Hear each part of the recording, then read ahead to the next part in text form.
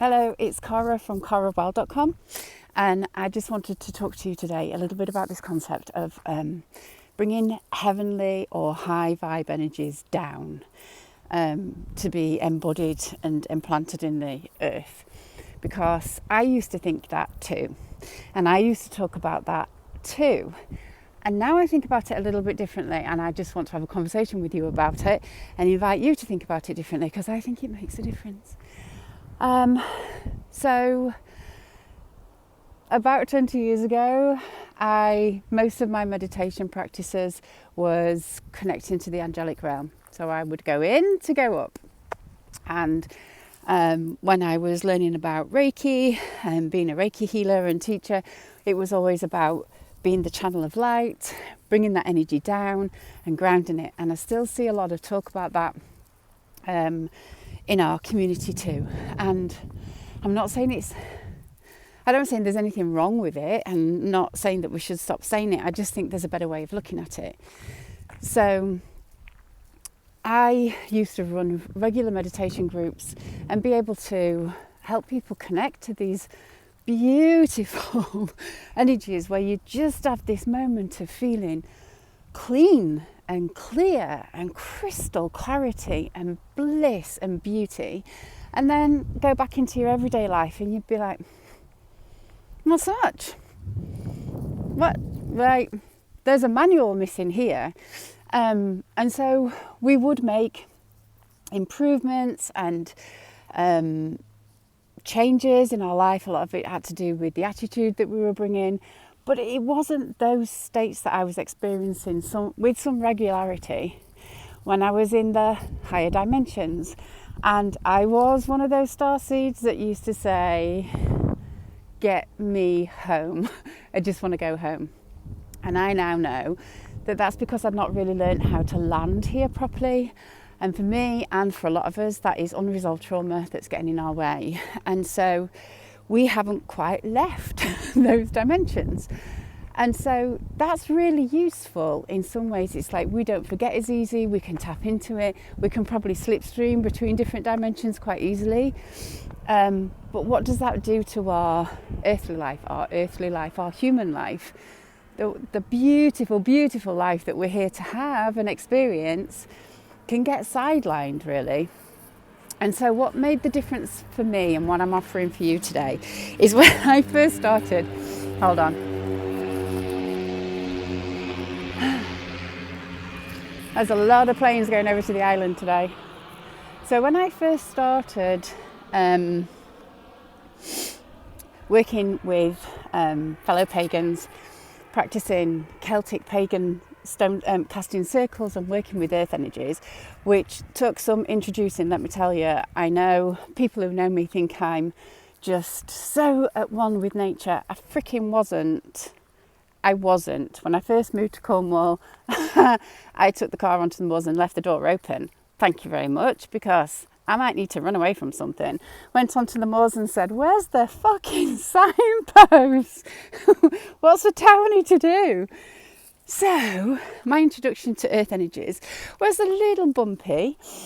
Most of that because, I think there's a lot of us that just maybe have a lot of memories of other lifetimes in these places. But obviously, have a lot of unprocessed trauma, like I said. So I was just getting introduced to these earth energies and thinking, do you know what? This place is really quite cool. And I really like it here, and I really belong here, and I actually adore nature. So one day I was casting a circle in my back garden. Those of you in the channeling course, sorry, I know you've heard this. Because I was experiencing all these bliss states, and so were a lot of my colleagues. But then, my students. But then when I looked around at my friends that were really spiritual, good people, really horrible things were happening. And they were all skint.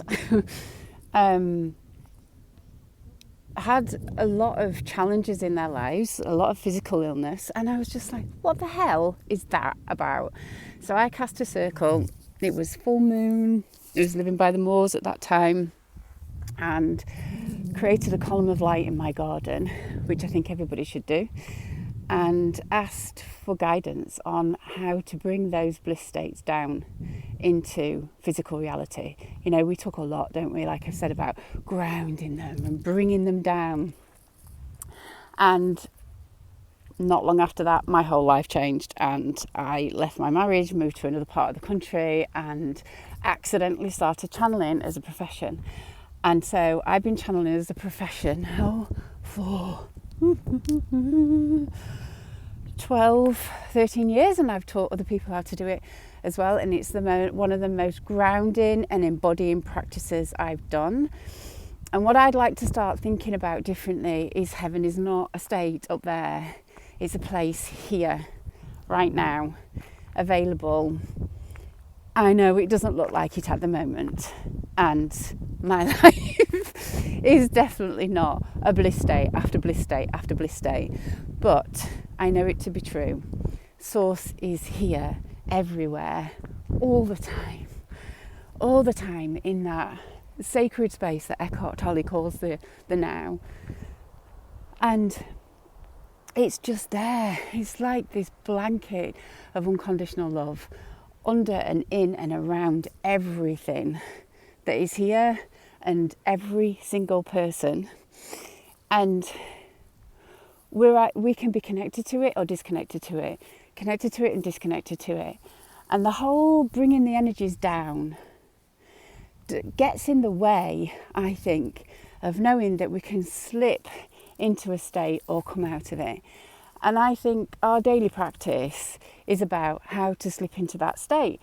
So if you are an Abraham Hicks fan, then that's connected to your inner being, not connected to your inner being. It's in flow, it's out of flow. Freaking hard work sometimes. And I know some of you listening might say, well, even if you think it's going to be hard work, it's going to be hard work.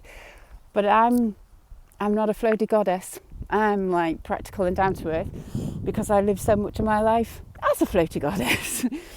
No, that's a bit unfair. But I spent a lot of my time kind of a bit space cadetty, thank God, because I couldn't have coped with feeling with all the feelings that were in my body. So if your heaven is up there and you're all right, thank you very much, walk on, nice to meet you, and don't listen to a word I'm saying. If it's working for you, it's working for you. If it's not working for you and you feel like you're okay when you're in your meditation state, but you're not okay when you're not, then I invite you to consider it's because you've been taught that heaven is up there and it's not, it's here. And we need to find ways of experiencing that.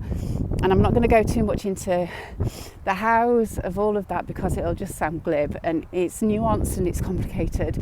So don't listen to this and think you should be able to just go into it right now.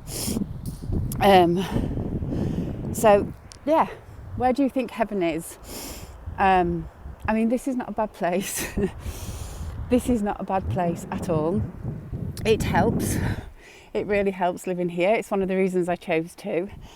And maybe that's the takeaway from today for you. If you resonate with this concept of heaven, nirvana, whatever you call it, that we can create something truly peaceful, nutritious for human beings and animals and the planet and for each other, then I would invite you to think about one thing that helps you feel that state today. So, what is it that you can do, one tiny, tiny thing that hooks you into that state? It will take slowing down, most likely, and being present. And the more present you are, the safer you feel. Just what is your one thing? And can you do that for just a few moments and give yourself that gift today? Because heaven's here, not up there. All right, thanks for listening. You can catch more at carawild.com. You can like below, press subscribe, and even if you just like the lovely shots of Cornwall, I will be sending more. All right, you take care. Bye for now.